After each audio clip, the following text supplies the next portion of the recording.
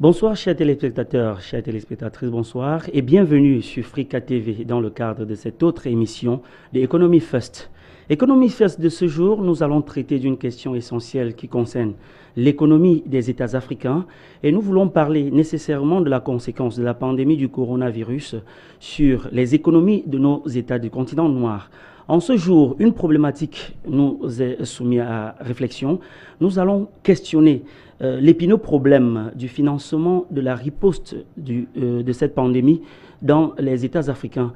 Et il est question donc de voir comment est-ce que le financement de la lutte contre cette pandémie qui menace déjà le monde entier et dont beaucoup d'États africains se trouvent confrontés en ce jour. Et alors, nous allons tour à tour voir comment ça se passe dans nos différentes communautés, comment ça se passe dans nos différentes villes et exactement quels sont les moyens mis en jeu pour pouvoir barrer la voie à cette pandémie qui décime les États du monde et en premier lieu les États d'Afrique. Et pour pouvoir échanger sur cette question ce jour, je ne suis pas seul, je suis avec une dame. Elle vient tout simplement nous apporter quelques éléments dans le cadre des échanges ce jour concernant ce sujet bien important. Elle s'appelle Madame Rose Kamounié. Bonsoir Rose et bienvenue sur Frika TV en cet après-midi. Merci, bonsoir Monsieur Diafé. C'est un plaisir pour moi d'être sur votre plateau. Alors, en ce jour dont nous parlons de la question du financement de la riposte contre le coronavirus au Cameroun et en Afrique, bien entendu, et on s'est rendu compte que dans la plupart des collectivités africaines, des chefs d'État ont mis sur pied d'importants financements pour pouvoir apporter des solutions à cette maladie. Et on se rend compte que dans le cadre d'un État comme le Cameroun, ce sont des groupes sociaux, des personnalités personnelles qui se donnent naturellement des moyens pour pouvoir barrer la voie à ce Covid-19. Alors dites-nous, comment ça se passe exactement, l'incidence de cette maladie dans les activités au quotidien, dans les affaires au Cameroun, vous qui faites dans le monde des affaires au Cameroun et précisément dans le domaine bancaire, comment est-ce que vous sentez l'impact du Covid-19 au Cameroun, Madame Rose Kamounié? Oui, le Covid-19 a un impact négatif sur les activités au Cameroun. Bien entendu. Que rien ne marche, tout est en stand-by. Nous sommes tournés vers le gouvernement qui ne nous parle que des mesures barrières. Qu'est-ce qu'on fait? On attend même des mesures d'accompagnement que nous ne voyons pas arriver et c'est difficile pour nous. Bon, on se rend quand même compte que le secteur bancaire est un secteur très dynamique dans les activités au Cameroun. Et depuis le confinement partiel dont le Cameroun fait l'objet aujourd'hui, est-ce que les activités, est-ce que les transactions bancaires arrivent naturellement à pouvoir se faire comme c'était le cas avant le Covid-19, Madame Rose Kamounié? Pas du tout, parce que, Guy Michel, tout est au ralenti. C'est-à-dire que le gouvernement a demandé aux gens de se confiner, ils restent à la maison, ils ne viennent à la banque décaisser, rien n'entre. Toutes les sociétés sont fermées. Bref, nous ne savons plus qu'est-ce qu'il faut faire.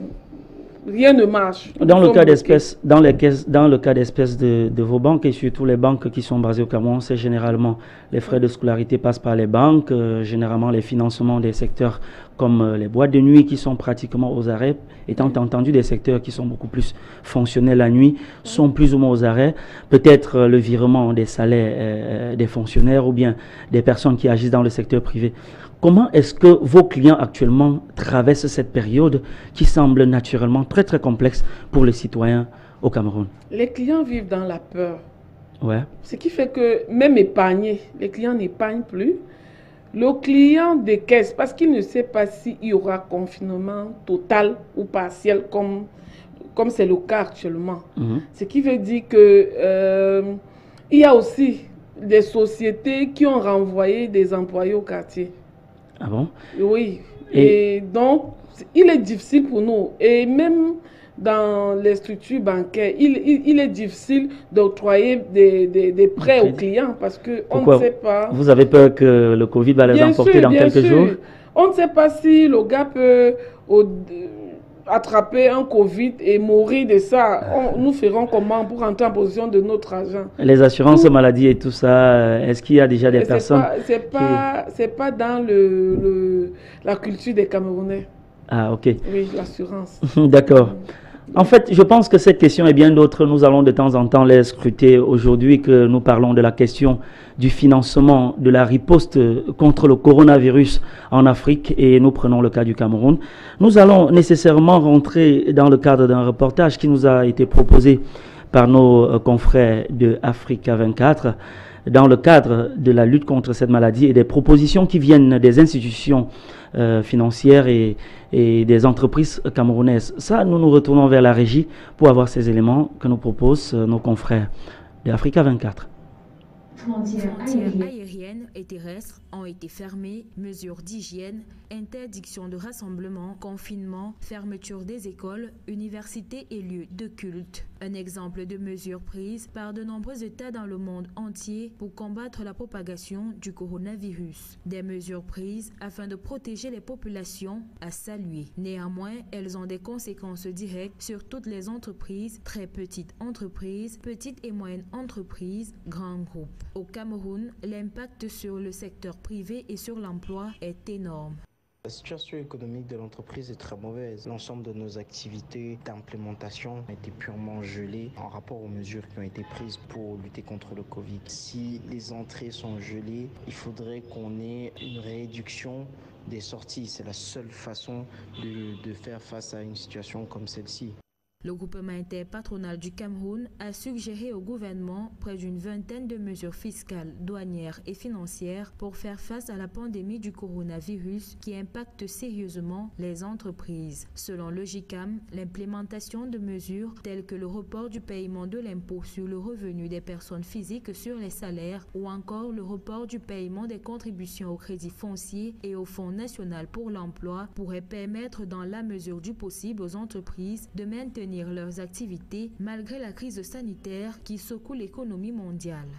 C'est une sorte de demande de mesures de compensation que le GICAM est en train de formuler en tant que porte-voix des grands patrons sur le giron économique camerounais. C'est une invite au gouvernement à pouvoir accorder une faveur particulière à ces opérateurs économiques-là. Les mesures que le gouvernement proposera maintenant seront de nature à adresser tous les problèmes qui accablent tous ces opérateurs du secteur économique. Seul le temps permettra de connaître l'impact réel de la pandémie du coronavirus sur l'économie camerounaise, mais il va sans dire que sa survie dépendra certainement de l'action de l'État. Merci infiniment à la régie pour cet élément qui nous situe de plein pied dans l'actualité même du coronavirus dans l'État camerounais. On parle du GICAM, tout comme l'ECAM, entreprise du Cameroun.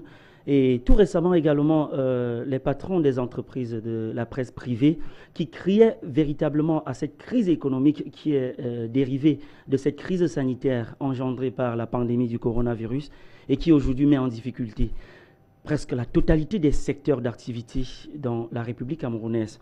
Alors, Madame Rose Kemounye, qu'est-ce que nous pouvons proposer compte tenu de ces différents éléments qui sont également qui émanent de toutes ces propositions à pouvoir barrer le chemin au Covid-19. Est-ce que selon vous, les propositions formulées par le GICAM, à savoir la réduction des impôts, la réduction des taxes aux entreprises, la prolongation des prêts bancaires, est-ce qu'autant de choses arriveraient quand même à apporter du soulagement à ces entreprises qui traversent en cette période des temps très très difficiles?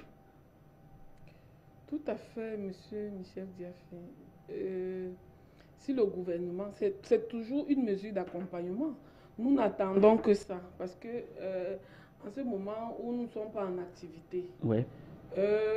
D'ici là, nous aurons les impôts à payer, nous aurons des employés à payer. Ouais. Et donc, qu'est-ce que le gouvernement fait pour nous accompagner dans cette situation?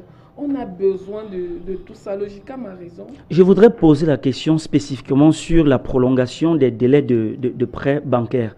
Vous savez, la plupart des banques camerounaises sont nécessairement des institutions privées.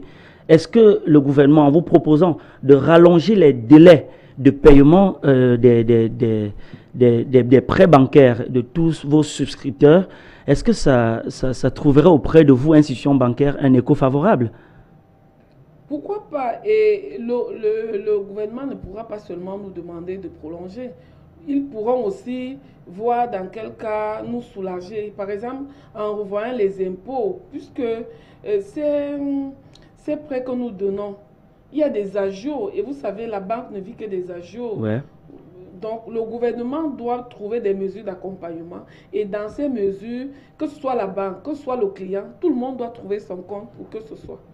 Alors, on observe une sorte de disparité de financement de la riposte contre la pandémie du coronavirus dans la plupart des États africains, alors que les États comme la Côte d'Ivoire, le Sénégal, le Mali, le Tchad, le Niger ou bien même le Gabon tout près de nous ont dépensé de fortes sommes ou bien ont engagé de grands financements qui s'estiment en termes de centaines de milliards pour pouvoir barrer la voie à ce Covid-19.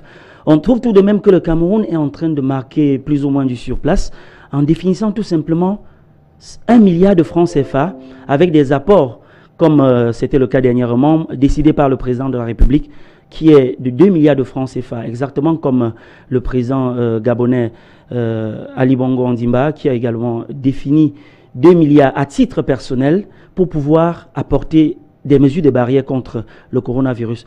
Mais nous nous posons toujours la question de savoir pourquoi est-ce que l'État camerounais ne suit pas l'exemple de la Côte d'Ivoire ou bien d'autres États africains pour pouvoir définir des sommes colossales afin de barrer la voie à ce Covid-19. Pour vous, c'est de la mauvaise foi de l'État camerounais ou bien c'est un manque de moyens naturellement, Madame Rose Camounier?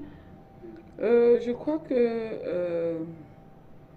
nous ne pouvons pas parler de mauvaise foi parce que depuis un moment, avant que le Covid n'arrive, le gouvernement avait déjà dépensé beaucoup d'argent par rapport à Boko Haram, la guerre du Nozo, la catastrophe de Ngouache et beaucoup d'autres événements. Et tout ça.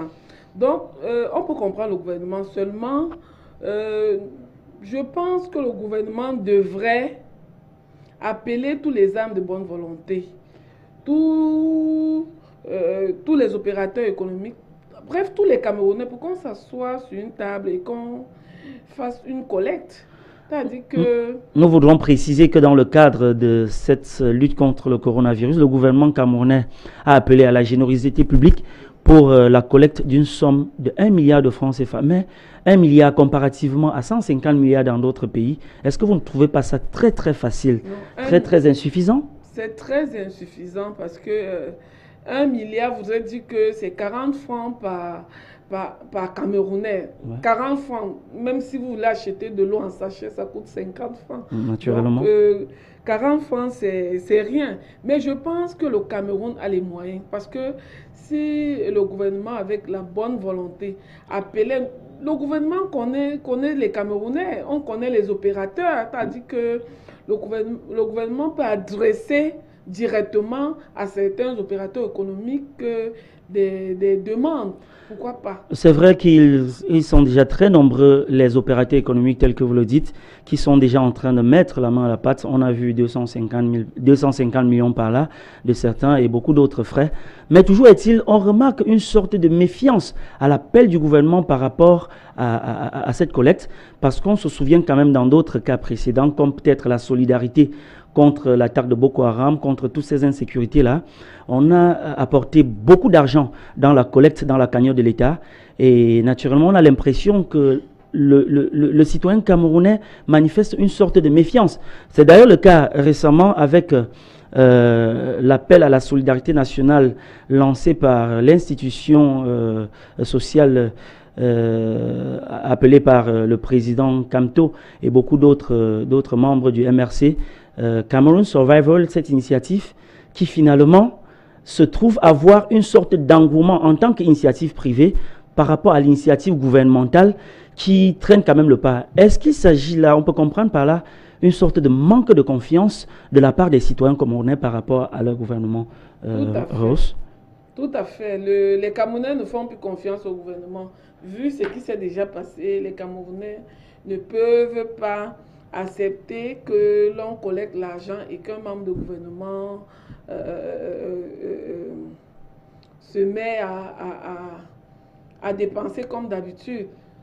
C'est pour ça que tout à l'heure, je disais que si le gouvernement avait invité toutes les âmes de bonne volonté, les opérateurs économiques, et qu'ensemble, on se donnait des objectifs, on collectait, pourquoi pas désigner des personnes qui vont suivre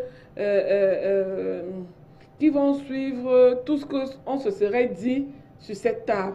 Je pense qu'à partir de là, et vous avez dit qu'il y a des initiatives privées. Oui. Privées parce qu'il y a certaines personnes qui voudraient bien le faire, Ouais. mais attendez le signe venant du gouvernement. Ouais. Las d'attendre, ils se sont mis, et je crois que c'est toujours la bienvenue.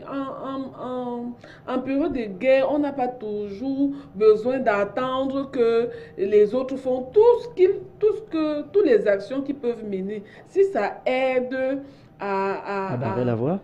Pardon? À barrer la voie. À barrer la voie à cette maladie, je pense que tout ça serait la bienvenue. Je ne vois pas pourquoi on devrait empêcher celui qui pose des actions positives envers les Camerounais. On ne devrait pas empêcher cela. Naturellement, on se rend quand même compte que dans la plupart des pays africains, comme au Cameroun, ils sont très nombreux, des jeunes qui s'organisent ou bien des personnes qui agissent à titre personnel pour pouvoir installer des stations de lavage de mains dans les quartiers ou alors apporter du savon à des populations qui en ont besoin pour pouvoir se laver les mains en cette période, d'où des solutions sont trouvées, même si c'est de façon éparse, pour pouvoir barrer nécessairement la voie à ce Covid-19 qui est en train de décimer le monde.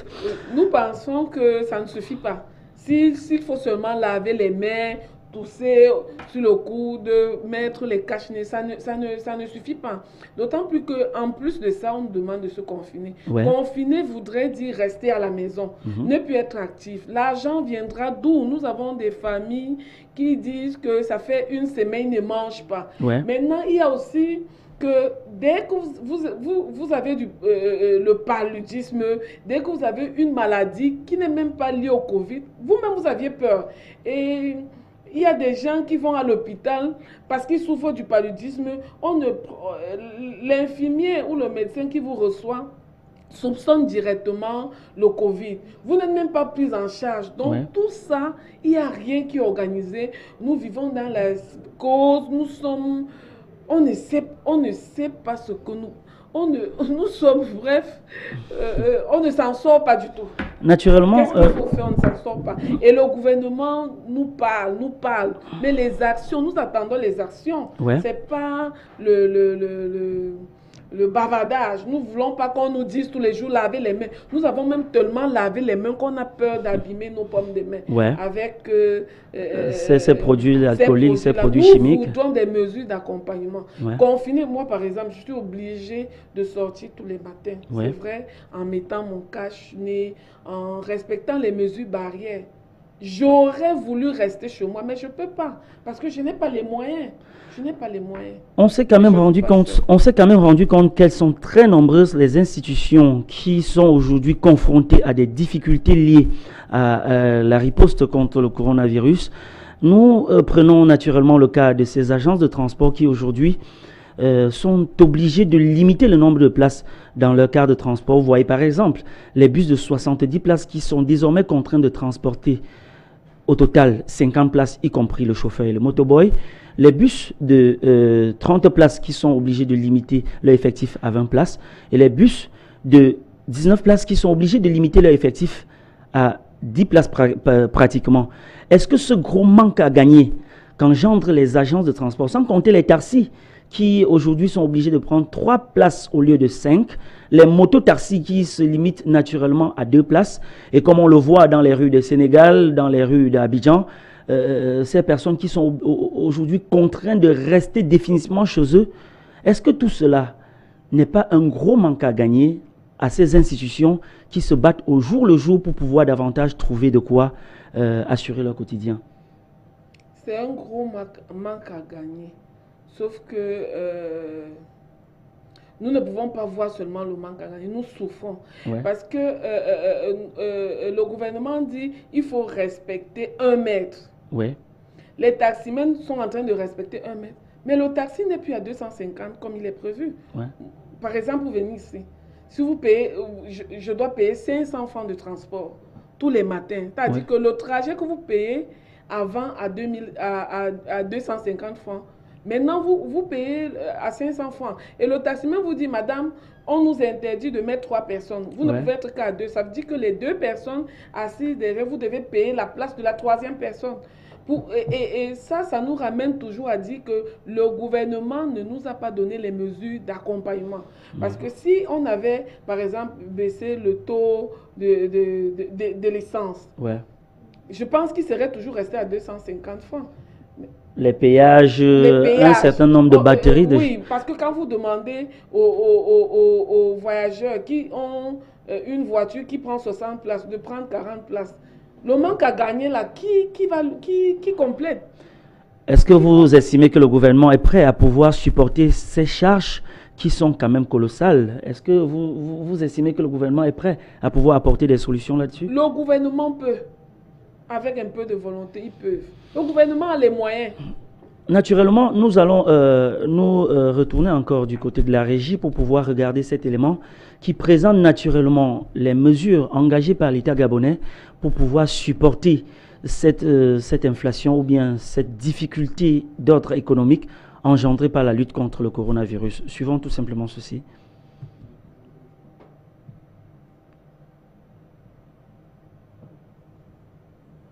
Une période où les recettes mondiales semblent chuter en raison des risques liés à l'épidémie du Covid-19, le Gabon, comme bien d'autres pays, réfléchissent à un plan d'urgence pour sauver leurs économies. Le pays va vers un recadrage économique, le baril de pétrole ayant chuté de 50,57 à 30 $, empêchant le gouvernement de tenir les engagements liés aux prévisions budgétaires établies en fonction des prix précédents. Le réaménagement de ces dépenses budgétaires doit s'accompagner d'autres mesures pour être efficace. La réduction de la fiscalité dans le secteur agricole pour être capable de relancer la production dans le secteur agricole et profiter de cette relance de la production pour maîtriser l'autosuffisance alimentaire et renforcer les ménages qui ont des revenus bas à pouvoir au moins se nourrir. L'objectif principal, revoir les ambitions à la baisse en ajustant les dépenses et en évaluant la situation macroéconomique, financière et budgétaire au regard des répercussions qu'elle pourrait avoir. Mais aussi au niveau du secteur économique, il faut voir la possibilité avec la Banque centrale de réduire les taux d'intérêt pour permettre aux entreprises de supporter la dette. Les entreprises n'auront pas à court terme la capacité d'honorer des engagements qui vont être obstrués par les conséquences de cette pandémie. Les questions et la mise en application des mesures pour venir au secours des finances publiques sont en étude par les autorités gabonaises qui vont vers des mesures adéquates d'accompagnement en vue de sauver l'économie nationale. La question de sauvetage de l'économie nationale est au centre de tous les débats dans presque tous les États du monde actuellement, alors que la pandémie du coronavirus est en train de créer des dégâts dans la plupart de ces pays. Et voilà donc le Gabon qui essaye donc de réduire les taux d'intérêt bancaires pour pouvoir nécessairement donner l'opportunité à toutes ces entreprises qui ont réussi de traverser cette période difficile à pouvoir davantage payer leurs frais et de fonctionner naturellement. Alors, Madame Kemounié, on s'est quand même rendu compte que dans le secteur bancaire, il y a eu une menace, une très grande menace de la part du ministre camerounais de l'administration territoriale, compte tenu d'une initiative privée, celle de Survivor Cameroun, qui aurait certainement logé un compte dans une banque, Afriland First Bank pour ne pas le citer, pour pouvoir appeler à la générosité des Camerounais afin de lutter contre le Covid-19. Est-ce que selon vous, cet appel au recadrage juridique de cette initiative de Survival Cameroun par le ministre Paul Atanganji est possible dans le compte de Afriland First Bank? Est-ce qu'il est possible que le ministre Paul Atanganji arrive soit à recadrer l'initiative Survival Cameroun ou alors fermer la banque Afriland First Bank si cette banque n'arrivait pas à pouvoir livrer le compte de Survival Cameroun au ministre de l'administration territoriale? Monsieur Guy Michel, il n'est même pas ici possible qu'une autorité demande la fermeture d'un compte. Comment cela se passe? La fermeture d'un compte bancaire se passe que le client, lors de l'ouverture d'un compte bancaire, c'est le client qui vient vers son banquier et demande l'ouverture de son compte. Le compte est ouvert au nom du client, sinon au nom de son entreprise. Maintenant, le client peut demander à ce qu'on ferme son compte. à ce moment-là, le client rédige carrément une demande de fermeture de compte et donne avec la photocopie de sa carte d'identité au banquier qui identifie le nom du client avec je veux dire, le banquier vérifie si exactement celui qui demande la fermeture du compte est le propriétaire du compte pour fermer. Le banquier peut décider de fermer le compte du client. Oui. Pour cela, le banquier aussi doit obligatoirement faire une note à son client 2 mois à l'avance pour la fermeture. Donc, on ne saurait fermer un compte parce qu'une autorité a demandé. Non, ça ne se passe pas comme ça. Donc, ça veut dire, vous affirmez de façon claire et nette que, exactement comme le docteur Paul Fokam-Kamogne, qui est le promoteur de African First Bank, qui déclarait nécessairement que le ministre de l'administration territoriale, bien que son titre soit ainsi, n'a pas les capacités à pouvoir fermer soit un compte ou bien fermer une banque du fait de la présence d'un quelconque compte dans cette banque. Non, non, pas du tout. Le ministre ne peut pas demander la fermeture d'un compte. Et même, s'il fallait même fermer la banque, je crois que c'est le ministre des Finances qui devrait s'en occuper en passant par la COBAC. Ce n'est pas le ministre de l'administration territoriale qui doit demander la fermeture d'une banque ou d'un compte. Je pense qu'il est suffisamment clair sur cette question pour nos différents téléspectateurs, les téléspectateurs de Africa TV. Nous allons naturellement passer à une autre chose, aux conséquences du coronavirus en Afrique de l'Ouest, où 50 000 personnes sont sous la menace de la faim à cause des mesures de confinement. On se rappelle bien que dans la CEDEAO, plusieurs chefs d'État ont décidé de la question ou bien de la mesure du confinement total pour pouvoir barrer la voie à cette pandémie. Actuellement, nous allons donc nous retourner vers la régie pour pouvoir avoir cet élément qui donne pratiquement ce rapport de l'ONG Oxfam par rapport à ce confinement qui est en train de mettre en difficulté près de 50 000 personnes qui croupissent sur le poids ou bien sur la misère de la faim du côté de la CEDEAO. Retournons-nous vers la régie pour avoir cet élément. 50 millions de personnes sont sous la menace de la faim en Afrique de l'Ouest. C'est la conséquence de la pandémie du coronavirus, ajoutée à l'insécurité qui menace la stabilité des marchés dans la zone Ouest-Afrique, selon un rapport de l'ONG Oxfam. L'impact du coronavirus, ajouté aux problèmes de sécheresse et à l'insécurité dans la région, mettent en danger l'épanouissement alimentaire de 50 millions de personnes dans la côte ouest africaine. En ville comme en zone rurale, des populations ont des difficultés d'accès au marché des produits alimentaires et font face à des hausses de prix. Le confinement imposé par la plupart des chefs d'État de la CEDEAO a pour conséquence la baisse de la production industrielle et agricole, d'où le manque de produits de première nécessité. L'ONG Oxfam a tiré la sonnette d'alarme ce mardi 21 avril à travers un communiqué et s'inquiète quant à une crise alimentaire dans la région pendant les prochains jours. Voilà pratiquement une situation qui se présente en Afrique de l'Ouest, exactement comme en Afrique centrale, pour dire tout simplement que les mêmes causes ont produit les mêmes effets dans la CEDEAO. Est-ce que l'Afrique, face à cette pandémie et surtout les mesures qui ont été prises, ne se trouve pas pratiquement au bout du gouffre, Madame Rose Kemounien, à l'instant même où on est en train de croupir sur la misère et la faim?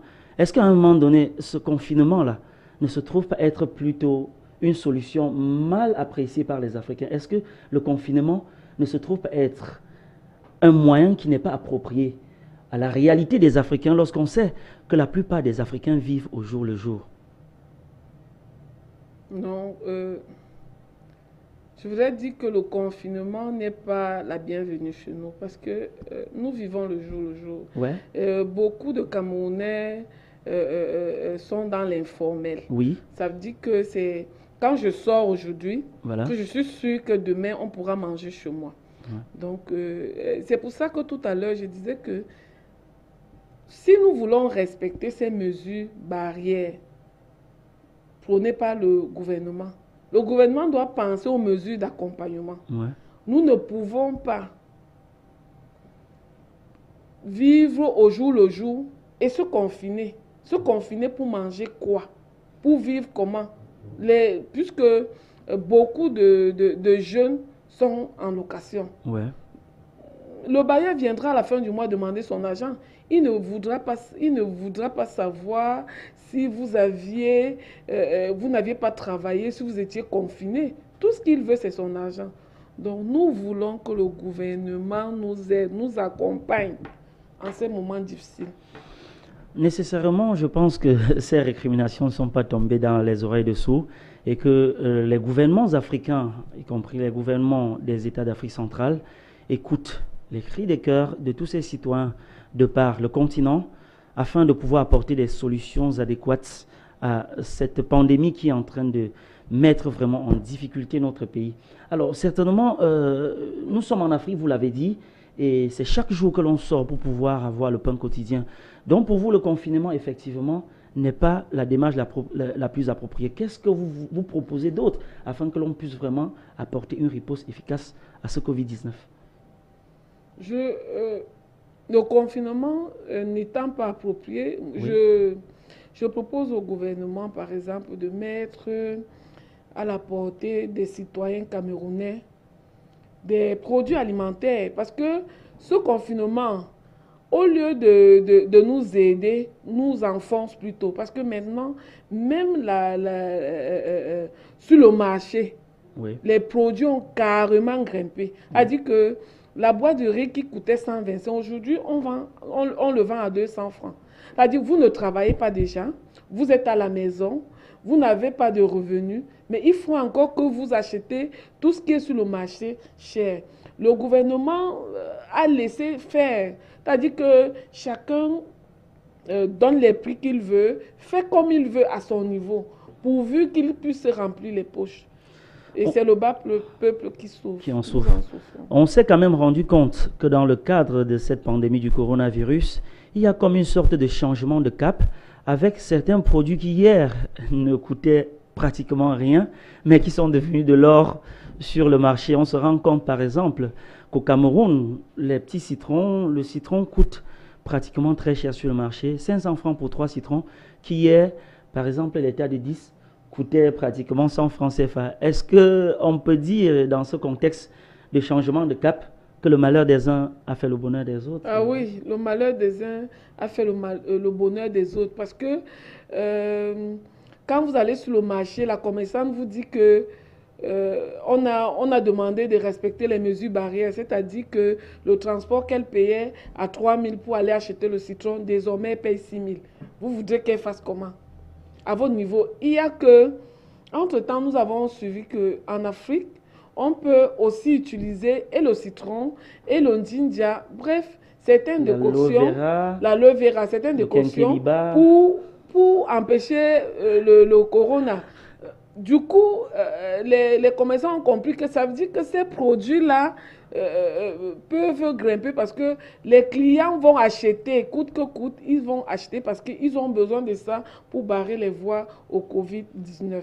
Donc du coup, pourtant, j'ai suivi à Madagascar, par exemple, les naturopathes ont déjà fabriqué des décoctions qu'ils ont mis sur le marché pour les citoyens. Effectivement, c'est une information qui a été traitée dans le cadre de cette lutte contre le coronavirus. Et donc, quand nous suivons comme ça, on se demande, au Cameroun, qu'est-ce qu'on fait? Puisque nous avons aussi les naturopathes ici, qu'est-ce qu'ils font? Qu'est-ce qu'on a trouvé depuis? Parce que tout ce qu'on nous propose même, c'est tout ce qui vient d'ailleurs. Les Camerounais ont fait quoi?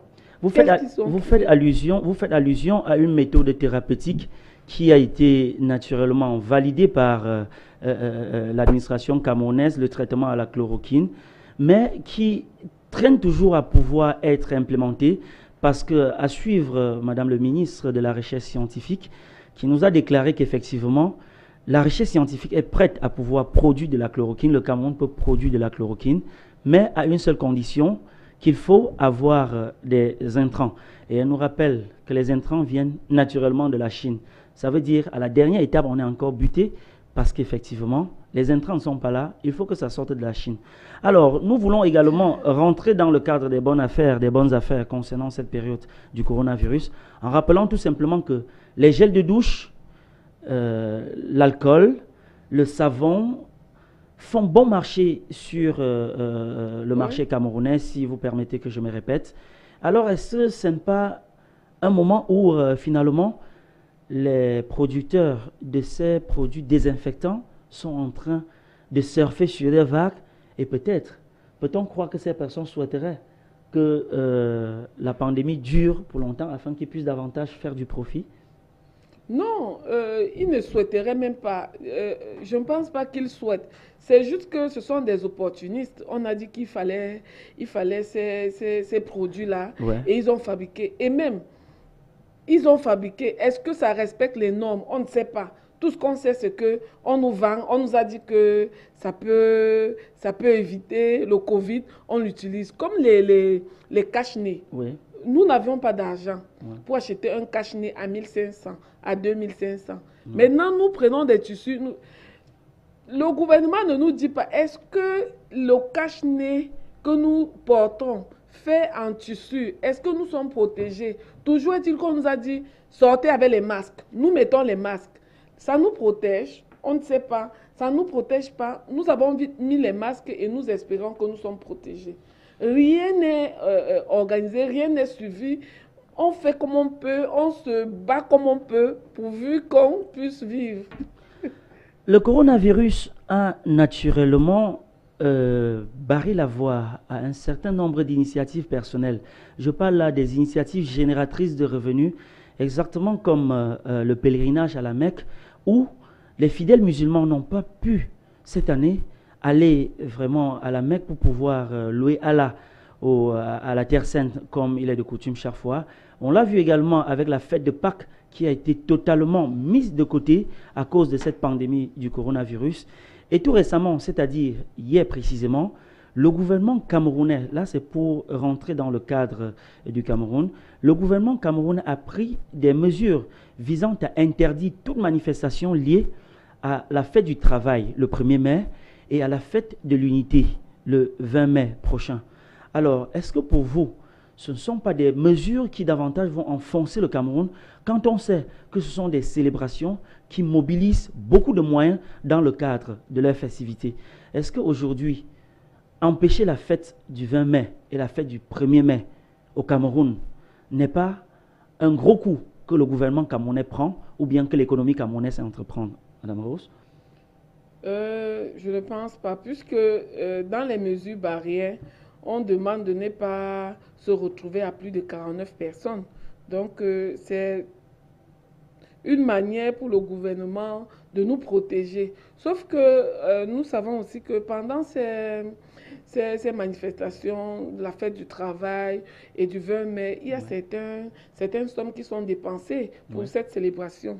Nous espérons que le gouvernement, comme il n'y aura plus cette fête, que le gouvernement réunisse cette somme et que ces sommes soient utilisées pour nous accompagner dans cette guerre sanitaire que nous vivons là maintenant. Là, vous parlez du budget de la célébration, de la fête du travail. Oui, qu'on utilise ça autrement, parce que si le Covid n'était pas, je suis sûre qu'on allait dépenser. Bon, maintenant, utilisons ça pour nos soins. Elles sont quand même très nombreuses, les entreprises qui, en cette période, font de bonnes affaires. Je pourrais prendre le cas, par exemple, de cette entreprise SICAM, qui, pendant cette période, a quand même essuyé beaucoup de pertes, depuis la Journée internationale de la femme le 8 mars, en passant par la fête du travail, et pourquoi pas le 20 mai. Ce sont des périodes qui mobilisent quand même beaucoup de moyens dans les entreprises afin d'acheter les pagnes.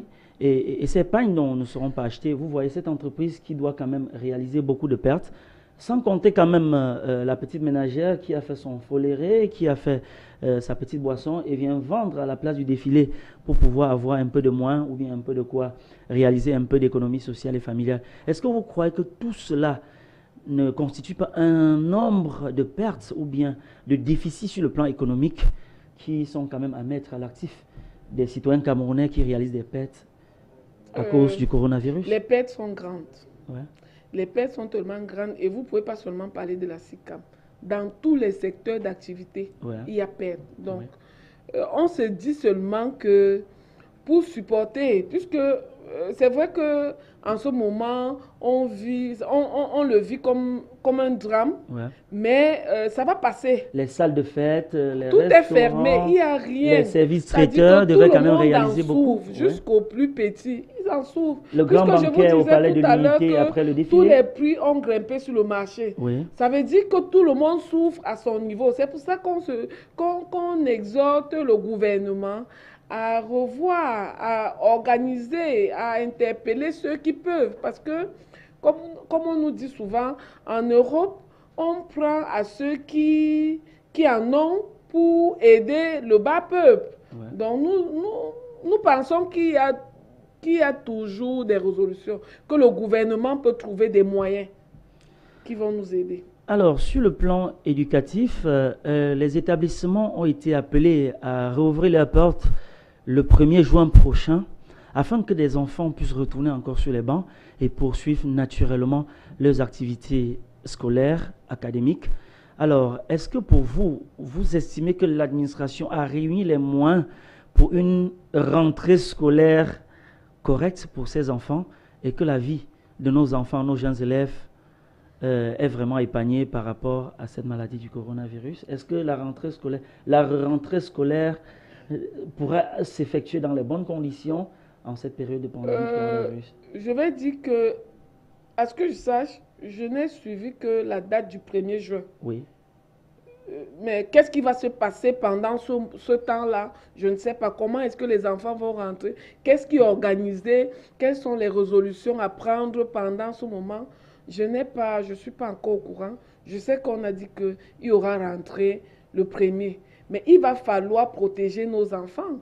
Et je pense que, bon, le gouvernement a tout le temps de nous dire qu'est-ce qu'on doit faire, qu'est-ce qu'ils ont pris comme disposition dans ces établissements scolaires pour nos enfants, puisqu'on demande de respecter 1 mètre. Est-ce que nos enfants, parce qu'il y a les salles de classe, c'est 50 personnes.